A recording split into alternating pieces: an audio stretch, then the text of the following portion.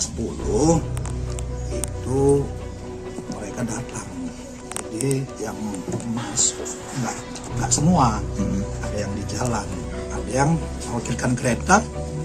Entah nampaknya anak muda di sini, entah siapa atau dicurigainya ngucor masuk ke gang-gang. Tapi ada juga yang nanya, mau kemana Pak? Ada apa Pak? Langsung duap-duap. Nah, jadi di situ kayak brutal gitulah. Karena mereka itu udah brutal. Siapa yang nanya kira-kira di mana Syanu, di mana Syanu? Katanya ya semuanya nggak tahu apa masalahnya. Dan kita kan nggak tahu, nanya aja langsung kena bal-bal. Nah, jadi itulah mereka pertama. Yang anak kampung juga ya marah. Ini siapa orang ini? Kok langsung seperti itu? Orang kita nggak tahu apa masalah, kok tiba-tiba langsung brutal seperti itu. Awalnya kami kan nggak tahu. Datang dia kemarin secara baik-baik, bagian dinas bawa propos. Pak, permisi Pak, kami tadi sore ada berselisih paham ataupun ada sedikit masalah di luar sama anak kampung ini yang bernama Syanu. Itu baru kita nggak mau bela-bela siapa-siapa kalau memang betul salah. Kami langsung. Tapi itu nggak ada disebut gitu Pak ya? Tidak ada, orang nggak berpakaian preman kok dia datang. Orang kami nggak tahu dia alat negara pun. Berapa orang kira-kira? Wah itu udah ratusan lah. Wah mulai datang dia sebuat gitu datang. Pakai sepeda motor, wong. Ada yang jalan kaki, bawa apa aja lah macam-macam. Gitu dia masuk kan orang pelarian, gitu ramenya. Masuklah dia ke dalam. Nampak orang itu masuk, dijemput juga ke dalam. Bahkan didobrak itu pintu kamar. Hancur. Diseret dia keluar. Pulang. Masih umur 18 tahun ya? Iya, dia nggak tahu apa-apa pun masalahnya. Aku nggak tahu Bang, aku nggak tahu Pak gitu. Baru beberapa orang itu diseret sampai ke depan sana. Di depan sana pun dihajar lagi terus sama orang itu. 3 orang di sini. Charles nuntut. Itulah yang ditodongkan pistol. Bapak lihat langsung ya? Yang Warga ya? pengakuan warga. Ini saksinya 3 orang, itu adiknya, abangnya yang ditodong itu langsung.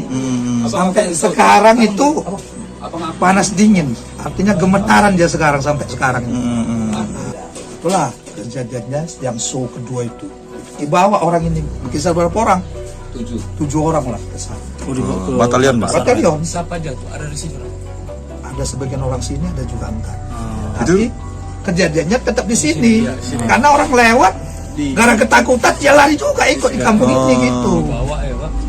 Dipulangkan sejak artinya udah suasana udah mulai dingin dan udah banyak hubungan telepon itu ke sana, bahwasanya itu sudah salah tangkap atau gimana gitu. Malam itu juga malam Sabtu udah dini hari. Ya, udah dini hari. Kalau luka berat itu sekitar hampir 8 orang. Luka ringan keseluruhan? Kalau sama luka ringan sama yang terkilir itu tambah lagi sekitar 8 orang lagi. Itu belum berobat, artinya berobat sini aja, nggak ada yang ke klinik, jadi dia nggak ke rumah sakit. Jadi yang ditanggung jawabi masih yang di rumah sakit. Luka beratnya dulu sama yang meninggal yang itu kan ini tadi kan masih show kedua ya. Ada lagi show ketiga. Ada lagi. Show ketiga ada dengar kabar kawannya ada yang ke Biru, pulang dia nggak berani, bawa sepeda motor arah ke sana, arah ke Hulu. Nggak tahu lah, entah sampai Biru-Biru nggak tahu. Jadi kemungkinan kawannya itu minta bantuan telepon supaya kami biar melewati Dus 4 Cintadil jangan kena apa-apa, kalian datanglah katanya. Kami lagi datang lagi. Wih, itu lebih parah lagi. Wah, jemput kawannya ke sana. Disitulah siapa yang lewat hajar siapa yang lewat. Pas rame datang itu show ketiga ini Itu di jalan asal ada pria dihajar juga. ada juga. Itu putus tuh ya? Ya, ada yang putus. Lalu yang di pinggir-pinggir jalan dikejar juga gitu. Jangan nampak di jalan lah. Jadi kata-kata membakar itu pun ada. Jadi Semua aku ratakan. emak pun ada kemarin udah masuk juga kemarin yang suasana bertarikan mendengar juga bahwasanya nanti ku bakar kampung kalian ini. Jadi kami warga kan kalau mendengar kata kabar dibakar dengan kedatangan brutal aja pun kami udah trauma, apalagi dengar kata-kata dibakar. Nah, itu ya kami semua di sini ya udah merasa mencekam lah dan tidak berani satu orang pun tidur. Karena apa? Karena ada kata-kata itu. Jadi harapan kami lah, bukan saya pribadi tapi kami semua, terutama Dusun 4 Cinta Adil ini udah kayak semacam neraka bagi kami kedatangan mereka yang kejadian seperti malam Sabtu ini. Jadi inilah salah satu ya bagaimanalah kedepannya supaya jangan terulang lagi. Harapan kami itu. Yang kedua harapan kami kan ini udah sempat trauma. Anak-anak, ibu-ibu itu pada menjerit malam itu, menjerit sana menjerit sini. Datang yang orang yang membuat kerusuhan itu, dia tak mikirkan menjerit itu, malah gas keretanya, wow, maki-maki, cakap kotor, itu pula yang datang. Nah, jadi kami ya udah semacam udah nggak ada harga diri dibuatnya di sini. Jadi kami ini warga Dusun 4 itu akan menuntut lah sejauh mana proses ini berlaku.